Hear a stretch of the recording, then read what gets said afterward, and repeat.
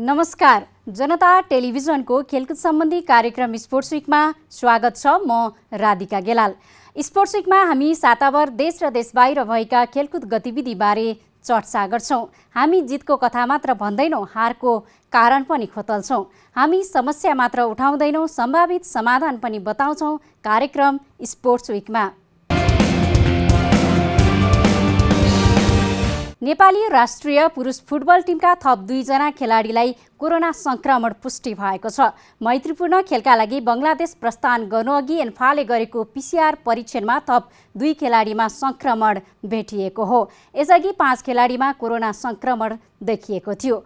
चोटका कारण रोहित चन्दले पनि मैत्रीपूर्ण खेल गुमाउने भएका छन्। नेपाली राष्ट्रिय पुरुष फुटबल टिमका थप 2 खेलाडीलाई कोरोना भाइरसको संक्रमण पुष्टि भएको छ। अखिल नेपाल फुटबल महासङ्घ एन्फाले बङ्गलादेशसँग 2 मैत्रीपूर्ण खेलका लागि त्यसतर्फ प्रस्थान गर्नु अघि मङ्गलबार गरेको कोरोना परीक्षणमा थप 2 खेलाडीमा कोरोना संक्रमण देखिएको हो। मैत्रीपूर्ण खेल खेल्न टोली बिहिबार त्यसतर्फ प्रस्थान गर्दैछ। यसअघि एन्फाले प्रशिक्षणका लागि बोलाइएका 34 खेलाडीको PCR परीक्षण गर्दा 5 खेलाडीमा कोरोना संक्रमण पुष्टि भएको थियो। एन्फाले कोरोना देखिने खेलाडीको नाम भने गोप्य राखेको छ। 7 जना आइसोलेसनमा छन् भने प्रशिक्षणको दौरानमा चोट बोकेपछि मिडफिल्डर रोहित चन्दले पनि बङ्गलादेशको भ्रमण नगर्ने भएका छन्। नेपाली टिमका मुख्य प्रशिक्षक बालगोपाल महर्जनले चोट बोकेकै कारण रोहितले बङ्गलादेशसँगको मैत्रीपूर्ण खेल गुमाउने बताएका हुन्। रोहितले चोट बोकेसँगै 8 खेलाडीले बङ्गलादेश भ्रमण गुमाउने भएका छन्। बिहिबार 26 खेलाडी मात्र बङ्गलादेश प्रस्थान गर्नेछन्। फिफा विश्वकप छनौटको दोस्रो चरण खेलिरहेको नेपालले तयारीका लागि मैत्रीपूर्ण खेल खेल्न लागेको हो। नेपालले साफ च्याम्पियनसिप पछि बङ्गलादेशसँग खेलेको छैन। 2075 सालको भदौमा ढाकामा भएको साफको समूह चरणमा नेपालले बङ्गलादेशलाई 2-0 ले हराएको थियो। कोरोना महामारीले आक्रान्त नेपाली खेलकुद अझै लयमा फर्कन सकेको छैन। अन्तर्राष्ट्रिय स्तरमा सहभागिता जनाउनु पर्ने प्रतियोगिता नजिकै गर्दा खेलाडी चिन्तित देखिएका छन्। यस्तैमा टोकियो ओलम्पिक लक्ष्य राखेका कराते खेलाडीले प्रशिक्षण सुरु गरेका छन्।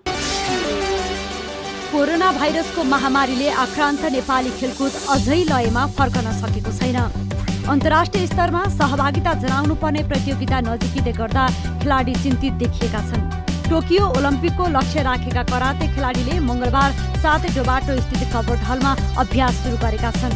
9 महिनादेखि कोरोना महामारीले थला पारेको खेलकुद चलायमान गराउन चौतर्फी दबाव आएपछि राष्ट्रिय खेलकुद परिषद राखेपले सीमित खेलाडीलाई स्वास्थ्य मापदण्ड पूरा गरेर अभ्यास थाल्न अनौपचारिक निर्देशन दिएको छ।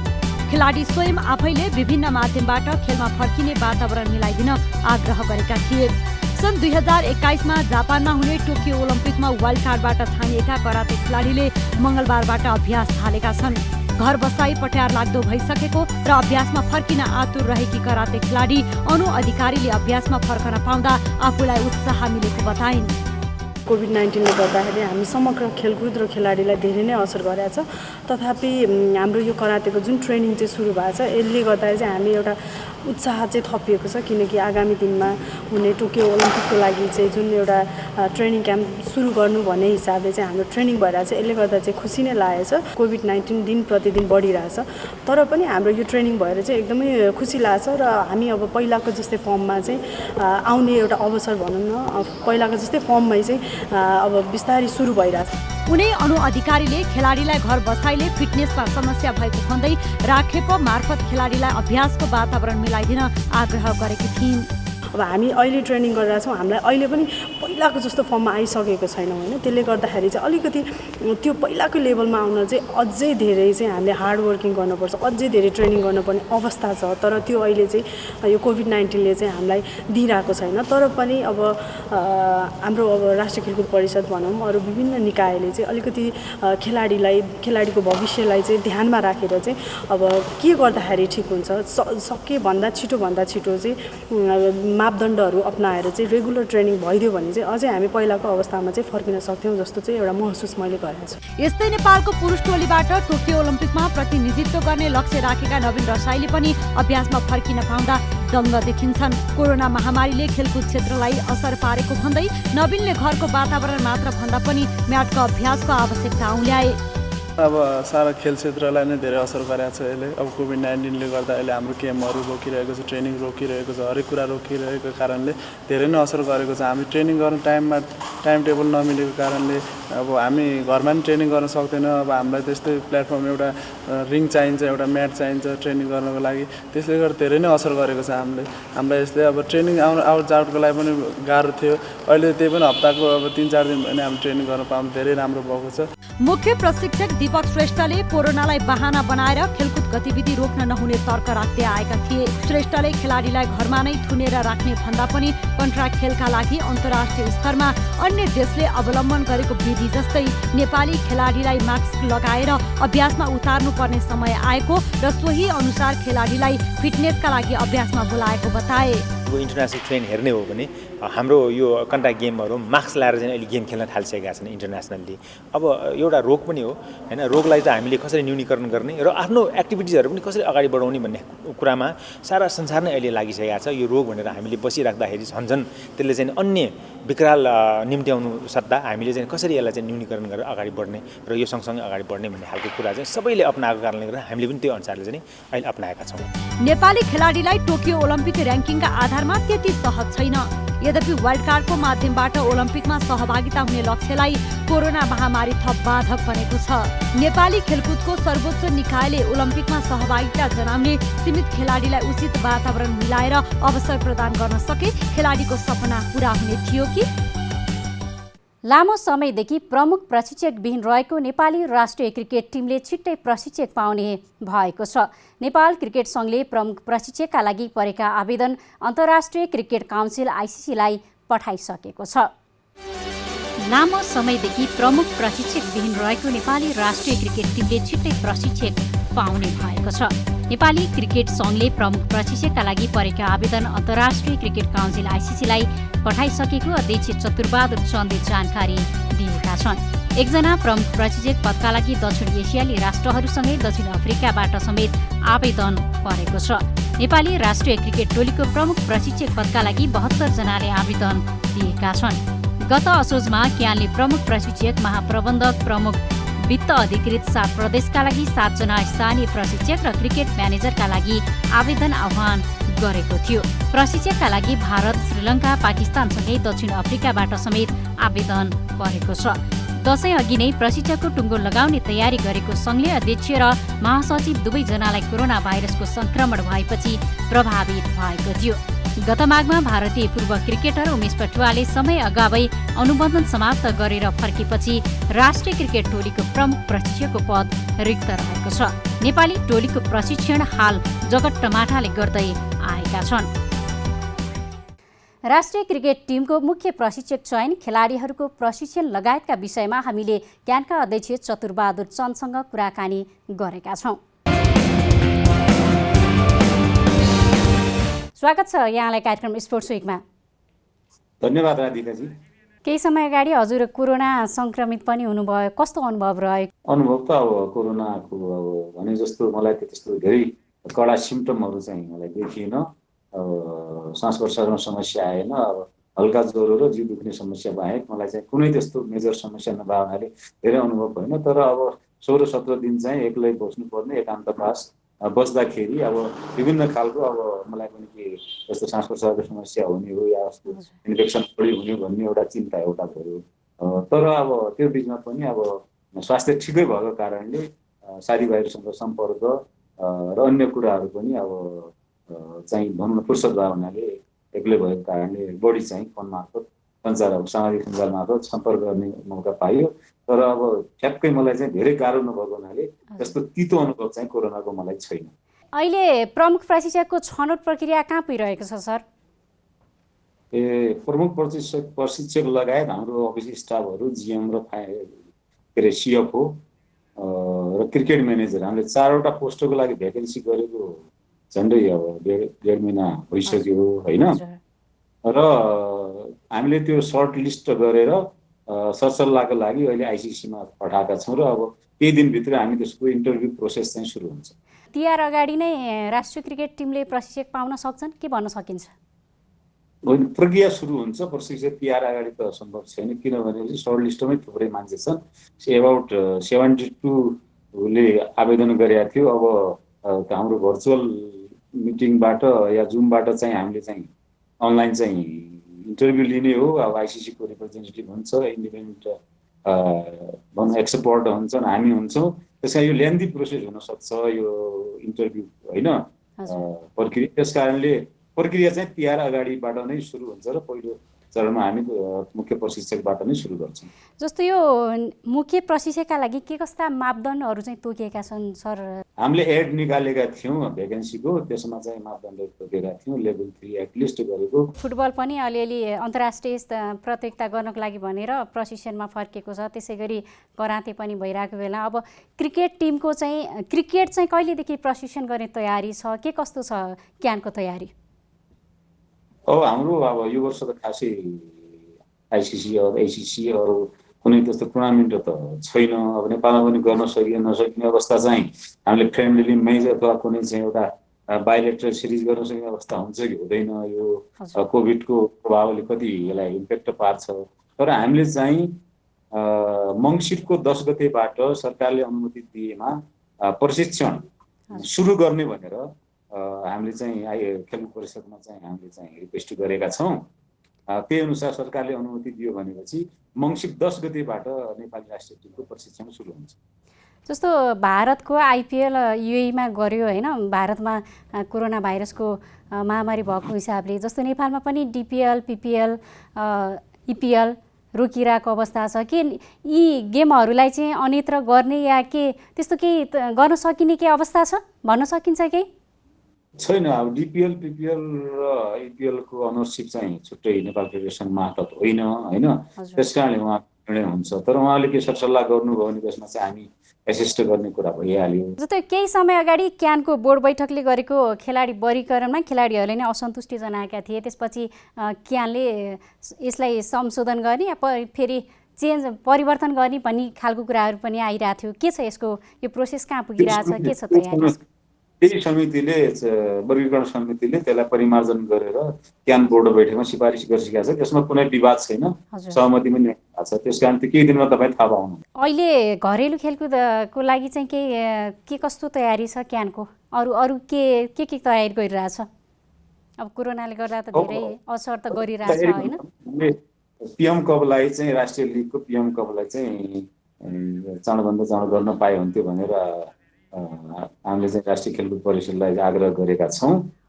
चिठी पठाएको छौँ पिएम कप महिला र पुरुष दुईटैको लागि राष्ट्रिय प्रतियोगिता हामी इच्छुक छौँ। त्यसका लागि अनुमति पनि दिनु पर्यो। पिएम कपको जुन चाहिँ राष्ट्रिय खेलकुद परिषदको सपोर्ट हो त्यो सपोर्ट पनि गर्नु पर्यो भने राष्ट्रिय खेलकुदहरूलाई हामीले आग्रह गरेका छौँ, लेटर पठाइसकेका छौँ। राष्ट्रिय खेलकुद परिषदले ग्रिन सिग्नल दिने बित्तिकै घरेलु प्रतियोगिता सुरु हुन्छ। हामी एकदम आतुर छौँ। हामी चाहिँ घरेलु प्रतियोगिता गर्नै लागेको प्रतियोगिता हामी चाहिँ पिएम कपको तयारी भइसकेको थियो। केही जिल्लामा सम्पन्न पनि भइसकेका थियो, त्यही बेला कोभिडका कारणले लकडाउन भयो त्यो त्यस कारणले अब पनि हामी चाहिँ सरकारले अनुमति दियो कि घरेलु प्रतियोगिताहरू एटलिस्ट सिनियर वुमेन्स र अनि उसको अन्डर 19 को हामी इमिडिएट गर्छौँ। तर सरकारको अनुमतिको पर्खाइमा छ है। लामो समयदेखि खेलाडीहरू खेल खेल्न पाइरहेका छन्, यस्तो अवस्थामा चाहिँ उहाँहरूलाई चाहिँ के भन्न चाहनुहुन्छ? पनि खेलाडीहरू चाहिँ खेल त संसारभरि खेलाडीहरूले काहीँ पनि भनौँ न कि अब प्रतियोगिताहरूमा भएको छैन, अन्य खेलहरू पनि।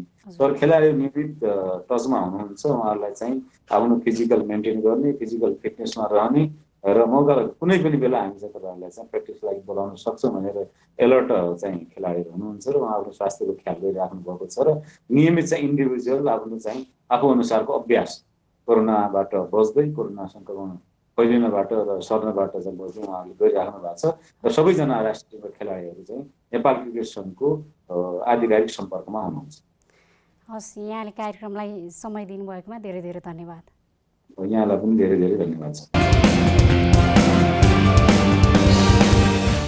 गोपाल खनाल राष्ट्रिय खेलकुद परिषद राखेपको बोर्ड सदस्यमा नियुक्त भएका छन्। युवा तथा खेलकुद मन्त्री जगत बहादुर विश्वकर्माले खनाललाई राखेपको नयाँ बोर्डमा सदस्यको रूपमा नियुक्त गरेका हुन्। गोपाल खनाल राष्ट्रिय खेलकुद परिषद राखेपको बोर्ड सदस्यमा नियुक्त भएका छन्। युवा तथा खेलकुद मन्त्री जगत बहादुर विश्वकर्माले खनाललाई राखेपको नयाँ बोर्डमा सदस्यको रूपमा नियुक्त गरेका हुन्। उद्योग वाणिज्य महासङ्घको सिफारिसमा मन्त्री विश्वकर्माले खनाललाई नियुक्त गरेका हुन्। राष्ट्रिय खेलकुद विकास ऐन अनुसार परिषदको बोर्ड सदस्यमा उद्योग वाणिज्य महासङ्घको सिफारिसमा परिषद अध्यक्षले 1 जना मनोनयन गर्ने व्यवस्था छ। खनाल उद्योग वाणिज्य महासङ्घको क्लस्टरबाट बोर्ड सदस्य बनेका हुन्। यसअघि परिषद अध्यक्षको हैसियतमा मन्त्री विश्वकर्माले खेल विज्ञ र खेलकुद सङ्घको सिफारिसमा 7 जना सदस्य नियुक्त गरेका थिए। मन्त्री परिषद बैठकले 9 जना बोर्ड सदस्य नियुक्त गरेको थियो। राखेपको नयाँ बोर्ड 37 सदस्य रहने व्यवस्था गरिएको छ। नयाँ ऐन अनुसार उपाध्यक्षमा शिव कोइराला र सदस्य सचिवमा रमेश सिलवाल नियुक्त भइसकेका छन्। 7औं संस्करणको निसिमुरा कप अनलाइन कराते च्याम्पियनसिपमा नेपालले 17 स्वर्णसहित कुल 36 पदक जितेको छ। फिलिपिन्स कराते लिगले आयोजना गरेको भर्चुअल प्रतियोगितामा नेपालले 17 स्वर्ण, 12 रजत र 7 काँस्य पदक प्राप्त गरेको हो। 7औं संस्करणको निसिमुरा कप अनलाइन कराते च्याम्पियनसिपमा नेपालले 17 स्वर्णसहित कुल 36 पदक जितेको छ। फिलिपिन्स कराते लिगले आयोजना गरेको भर्चुअल प्रतियोगितामा नेपालले 17 स्वर्ण, 12 रजत र 7 काँस्य पदक प्राप्त गरेको प्रशिक्षक तथा अन्तर्राष्ट्रिय निर्णायक रवि साईले जानकारी गराएका छन्। नेपालका लागि रविन्द्र भानन्दर, सञ्जु देसार, सुभाष घटन, मिश्ली श्रेष्ठ, सुभाष कार्की, मनिष कार्की, सत्कर घरती मगर, अनुभा मगरान्ती, सुबिता गौतम, गरिमा मगर, रोशमा राई र रिना श्रेष्ठले स्वर्ण पदक जितेका छन्। यस्तै जगतसिंह धनुक, सोनी मानन्दर, न्यान्सी छेत्री, न्युजमान साक्य, रुद्राक्ष देवकोटा र निता आचार्यले रजत पदक जितेका छन्। नेपालका जुलियाना मुक्तान, डिप्सन सापकोटा, हेरेन्जेन लामा र आरब देवकोटाले काँस्य पदक हात पारेका छन्। पुरुषको 37 देखि 45 वर्ष उमेर समूहको एडवाज मास्टर कातामा रविन्द्रले स्विडेनका एन्टोन कुमारलाई हराएर स्वर्ण पदक जितेका हुन्। 18 देखि 25 वर्ष उमेर समूहको एडवाज कातामा नेपालकै जगतलाई हराएर सुभाष घटनले स्वर्ण जितेका हुन्। पुरुषकै 25 देखि 35 वर्ष उमेर समूहको एडवाज कातामा स्विडेनका केन्टारो एरिक्सनलाई हराएर सुभाष कार्कीले स्वर्ण जित्दा मनिषले 13 देखि 15 वर्ष उमेर समूहको मध्यवर्ती खातामा फिलिपिन्सका म्याथी बाल्टेटामोनलाई हराएर स्वर्ण पदक हात पारे। सत्करले फिलिपिन्सका खेलाडी चाहतगढ सिंहलाई हराएर 9 वर्ष मुनिको मध्यवर्ती खातामा स्वर्ण जिते। यस्तै स्पर्धाको महिलातर्फ सुविताले फिलिपिन्सकी मरिएल्ला उर्बनोलाई हराएर स्वर्ण जितिन्। 10 देखि 12 वर्ष उमेर समूहमा नबिक कातामा न्यान्सीले नेपालकै अनुभवलाई हराएर स्वर्ण जितिन्। महिलाकै 13 देखि 17 उमेर समूहको एडवाज कातामा सञ्जुले इन्डोनेसियाकी खेलाडी नबिला सकिला लिनोमेलाई पराजित गरी स्वर्ण जितिन्। 13 देखि 15 वर्ष उमेर समूहमा गरिमाले स्विडेनकी खेलाडी नाथली कुमारलाई हराएर स्वर्ण जितिन्। 26 देखि 35 वर्ष उमेर समूहको कुमुतेमा मिस्लीले स्वर्ण जितिन्। यस्तै 18 देखि 25 उमेर समूहको एडवाज कातामा नेपालकै नितालाई हराएर रोशमाले स्वर्ण जित्दा 26 देखि 35 वर्ष उमेर समूहमा नेपालकी रिनाले फिलिपिन्सकी हन्जेलन्न बोर्जेलाई हराएर स्वर्ण पदक जितेकी हुन्। च्याम्पियनसिप अक्टोबर 30 देखि नोभेम्बर 1 सम्म सञ्चालन भएको थियो। च्याम्पियनसिपमा 16 देशका 232 खेलाडीले विभिन्न स्पर्धामा प्रतिस्पर्धा गरेका थिए। अब अन्तर्राष्ट्रिय जगतमा भएका खेलकुद गतिविधिको चर्चा। अर्जेन्टिनाका लिजेन्ड डिएगो म्याराडोनाको मस्तिष्कमा देखिएको ब्लड क्लोटको सफल शल्यक्रिया गरिएको छ। 60 वर्षीय म्याराडोना अस्वस्थ भएपछि सोमबार अस्पताल भर्ना भएका थिए। अर्जेन्टिनाका लिजेन्ड डिएगो म्याराडोनाको मस्तिष्कमा देखिएको ब्लड क्लोटको सफल शल्यक्रिया गरिएको छ। अर्जेन्टिनाको राजधानी बुनोस आयर्स नजिकको अस्पताल ला प्लाटामा मङ्गलबार म्याराडोनाको सफल शल्यक्रिया गरिएको हो। 60 वर्षीय म्याराडोना अस्वस्थ भएपछि सोमबार अस्पताल भर्ना भएका थिए र सिटी स्क्यान गर्दा उनको मस्तिष्कमा ब्लड क्लोट देखिएको थियो। सफल शल्यक्रियापछि म्याराडोना अस्पतालमै आराम गरिरहेको बताइएको छ। यसअघि म्याराडोना कोरोना भाइरसको कारण सेल्फ आइसोलेसनमा रहेका थिए। उनको बडीगार्डलाई कोरोना देखिएपछि उनी सेल्फ आइसोलेसनमा बसेका थिए। म्याराडोनाले 60औं जन्मदिन समेत आइसोलेसनमा मनाएका थिए। म्याराडोनाले अर्जेन्टिनालाई सन् 1986मा विश्वकपको उपाधि दिलाएका थिए। दक्षिण अफ्रिका भ्रमणका लागि इङ्ल्यान्डले क्रिकेट टिमको घोषणा गरेको छ। England and Wales cricket board इसिबीले T20 र 1 दिवसीय सिरिजका लागि टिमको घोषणा गरेको हो। दक्षिण अफ्रिका भ्रमणको लागि इङ्ल्यान्डले क्रिकेट टिमको घोषणा गरेको छ। England and Wales cricket board इसिबीले T20 र 1 दिवसीय सिरिजका लागि टिमको घोषणा गरेको हो। इङ्ल्यान्डले इयान मोर्गनको कप्तानीमा टिमको घोषणा गरेको हो। इङ्ल्यान्डले घोषणा गरेको टिममा बेनी स्टोक, जोफ्रा आर्चर र साम करनलाई T20 टिममा मात्र सामेल गरिएको छ। तीनै खेलाडी एक दिवसीय टिममा राखिएको छैन। भ्रमणका दौरान इङ्ल्यान्डले दक्षिण अफ्रिकासँग 3 खेलको एक दिवसीय र 3 खेलकै टी20 सिरिज खेल्नेछ। इङ्ल्यान्डले नोभेम्बर 27 मा पहिलो टी20 खेल्नेछ। यस्तै डिसेम्बर 4 मा पहिलो एक दिवसीय खेल खेल्नेछ। कोरोना भाइरसको महामारीपछि पहिलो पटक इङ्ल्यान्डको टिम भ्रमणमा निस्कन लागेको हो, तर इङ्ल्यान्डले घरेलु मैदानमा वेस्ट इन्डिज र पाकिस्तानसँग सिरिज खेलिसकेको छ। राष्ट्रिय तथा अन्तर्राष्ट्रिय खेलकुद गतिविधिको अपडेट स्पोर्ट्स विक आजलाई यति नै। नमस्कार।